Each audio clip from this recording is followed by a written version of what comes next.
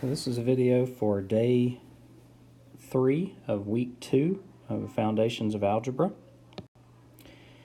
So we'll look at solving linear equalities in 3 parts, some different applied problems using inequalities, and then different compound inequalities and set notations.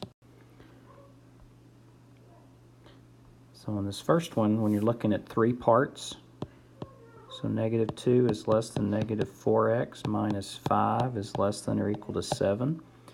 In the 3 parts, you're actually going to add the 5 here, here, and here.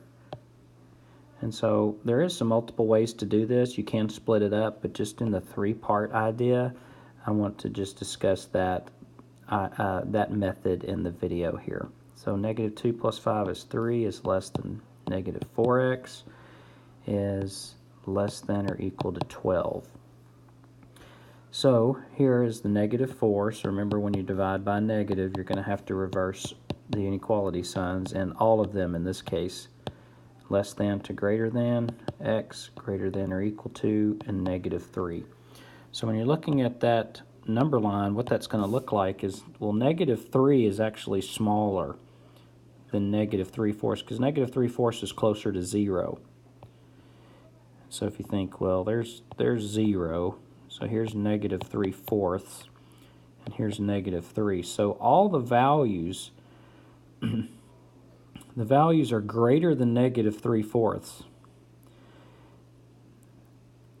and negative 3/4 are bigger than all the, so think about this, negative 3/4 is larger than all the solutions. But all the solutions are bigger than negative 3. So what you're doing is you're seeing the value of that intersection fall right here.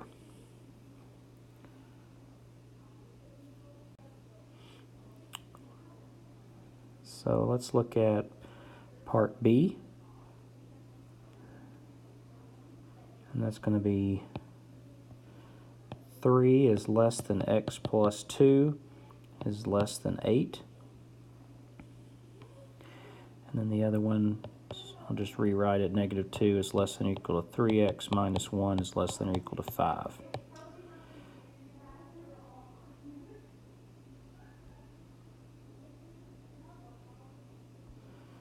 So in 3 parts, I'll subtract 2 to each side.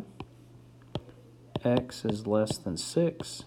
1 is less than x, so x is going to be in the middle or the intersection of 1 and 6. So that would be your result. Here we're going to add 1 to each side. So negative 1 is less than or equal to 3x, which is less than or equal to 6. Divide everything by 3.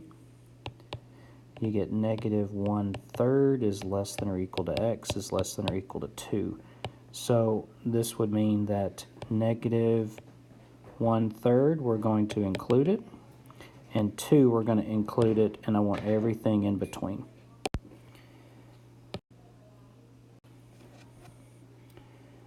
So next problem is when you have, some of these you can see on B and C, you've got some fractional pieces to this, so we'll continue with in 3 parts with part A, which does not have the fractions involved, so you're going to add 5 to both sides. So that was a negative 11 is less than or equal to 3x is less than or equal to 6. And you're going to divide everything by 3. You're dividing by a positive, so you don't need to reverse the inequality symbol.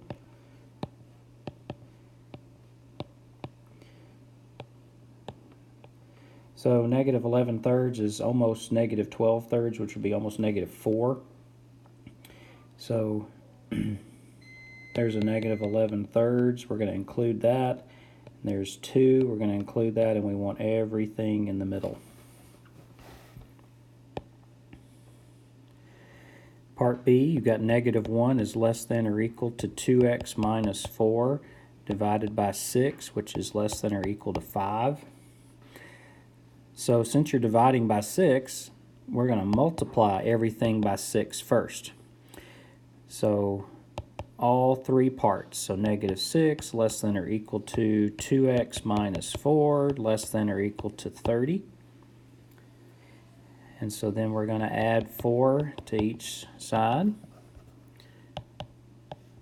And so that'll be negative 2 is less than or equal to 2x is less than or equal to 34. And then divide everything by 2. And so we're going to get negative 1 is less than or equal to x is less than or equal to 17. And so when you graph that, you're going to have at negative 1, we're going to include it, and at 17, we're going to include it. We want everything in between.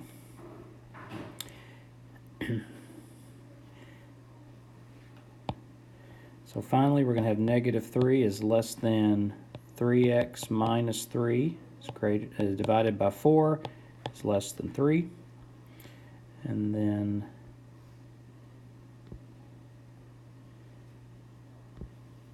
multiply every piece by 4, all 3 parts. So that'll be negative 12 is less than or equal to 3x minus 3 is less than 12.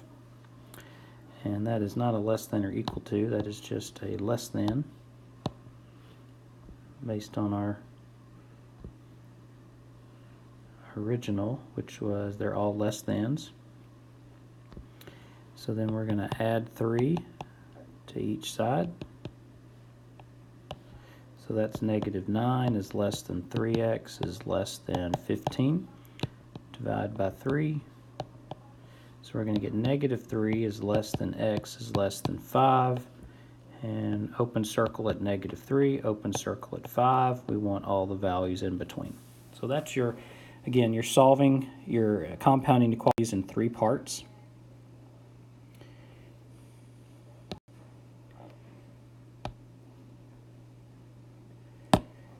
So here you've got a monthly rainfall for Dallas. So for October, November, December, you've got the average is 3 47/100.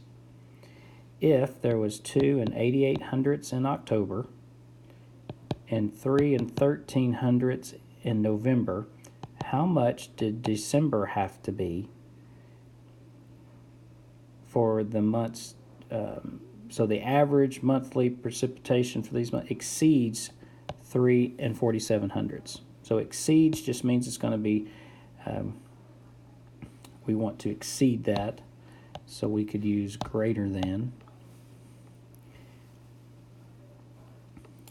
And we know we're going to have October, November, December, so we've got 3 items. So we're going to add 2 88/100 plus 3 13/100, and that's going to get 6 100 plus x divided by 3 is greater than 3 47/100. Since you're dividing by 3, you're going to multiply by 3.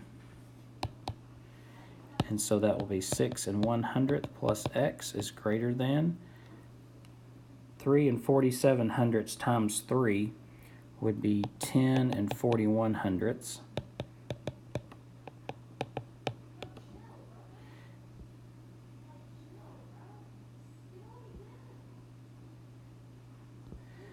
So 10 41/100, and we take away 6 100 should be 4 400. So anything that was 4 4/10 or 4 40/100 inches or more should exceed the 3 47/100 average.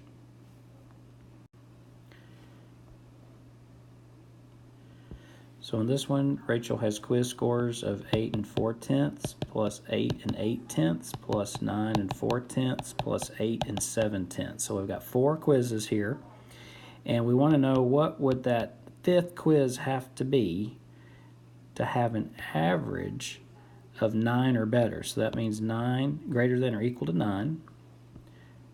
And I know there's 5 quizzes. So you would take 8 4/10 plus 8 8/10 plus 9 4/10 plus 8 7/10. Add that together, you're going to get 35 3/10 plus the 5th score you don't know divided by 5 is greater than or equal to 9.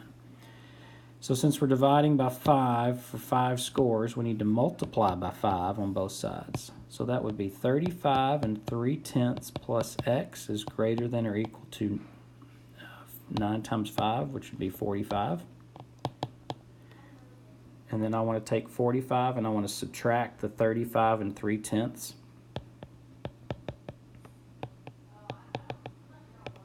So that would be x is greater than or equal to 9 7/10. So Rachel needs to make 9 7/10 or higher on her 5th quiz to maintain that average of 90. All right, so we'll look at the second part of our objective with set operations and compound inequalities. So with this one, we know that set A has 1, 2, 3, and 4, and set B has 2, 4, and 6. So you're really just looking at, well, what do they have in common?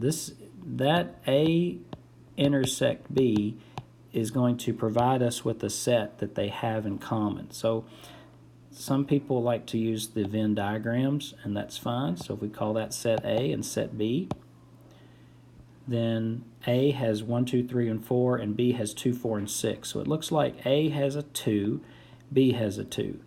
A has a 4, B has a 4, but A has 1, 2, 3, 4, and B has 2, 4, and 6. So it would look something like that, and what they have in common would be 2, 4. So we would say in our answer, A intersect B is equal to the set of 2 and 4. And so if you've got A is 2, 4, 6, 8, B is 0, 2, 6, 8, and I want to find A intersect B, then that's going to be a set answer that I need to find. So if this is A and this is B, and I want to find out that where they intersect, so I notice A has 2, B has a 2, A has a 4, B does not have a 4, A has 6, B has 6, A has 8, B has 8, B has a 0 that A does not have. So what do they have in common? It would be that 2, 6, and 8 in the set of A intersect B.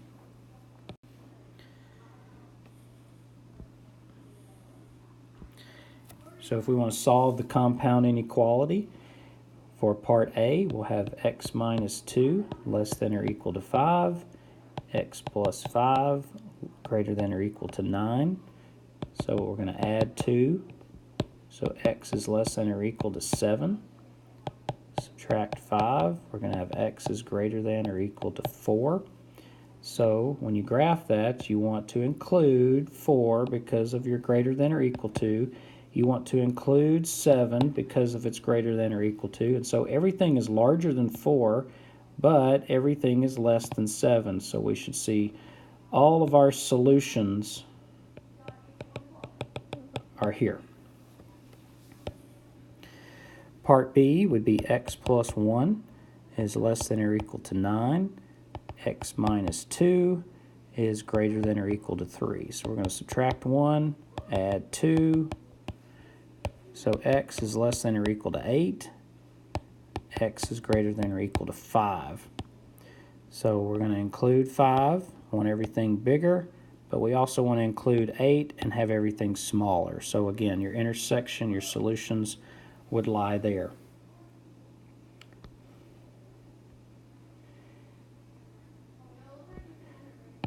All right, finally, we've got x minus 7 is less than negative 12, and 2x plus 1 is greater than 5. We're going to add 7. So x is less than negative 5. Subtract 1. So 2x is greater than 4.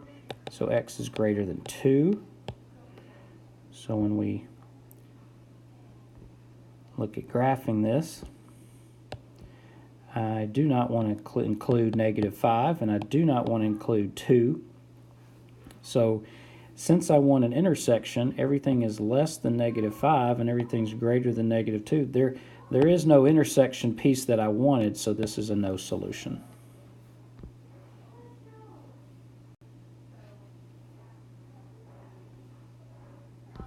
So So write an inequality for the image of the speed limit of 70.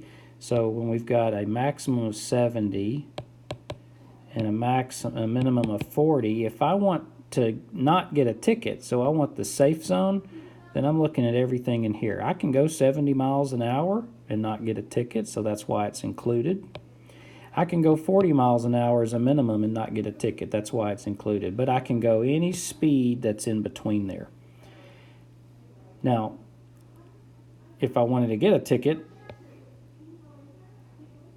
I wouldn't include 40 and I wouldn't include 70, so just in theory, everything above 70 would be a ticket, everything below 40 would be a ticket. So, with your symbols, notice that when you have this where you're seeing your values are over here or they're over here, that is your union. So your union symbol is showing either this set or this set. And then when you see your values fall in the intersection, that's where the values are going to satisfy both A and B.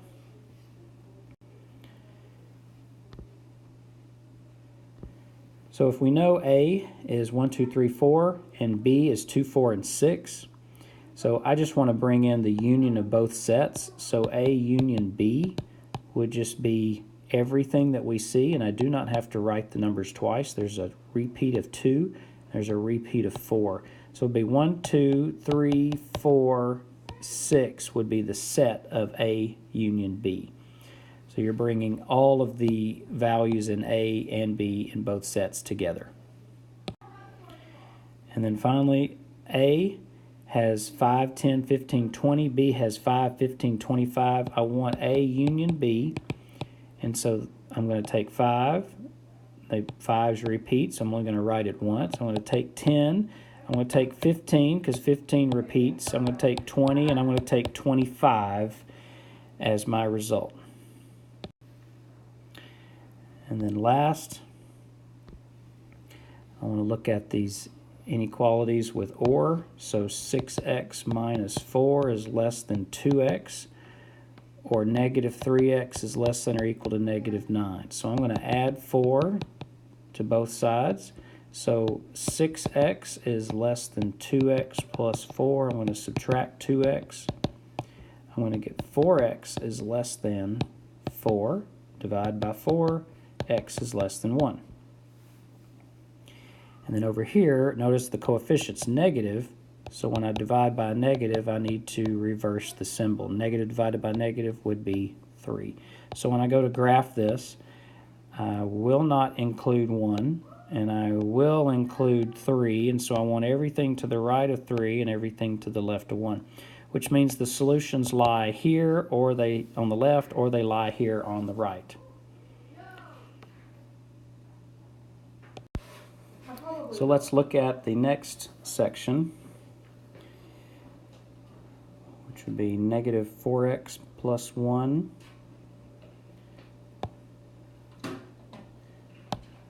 I'm going to write negative 4x plus 1 is less than or equal to 9, or 5x plus 1 is greater than or equal to negative 12. And then over here I'm going to write the second, so negative 2x plus 5 greater than 11, or 4x minus 7 greater than negative 27. So we'll solve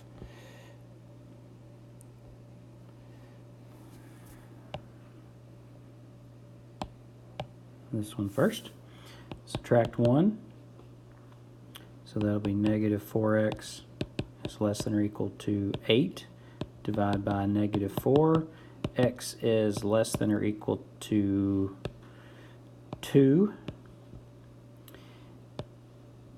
and then subtract 3, so 5x is greater than or equal to negative 15, divide by 5, and I'm sorry, I divided by negative over here, so I just got moving too fast there, so I've got to reverse that symbol.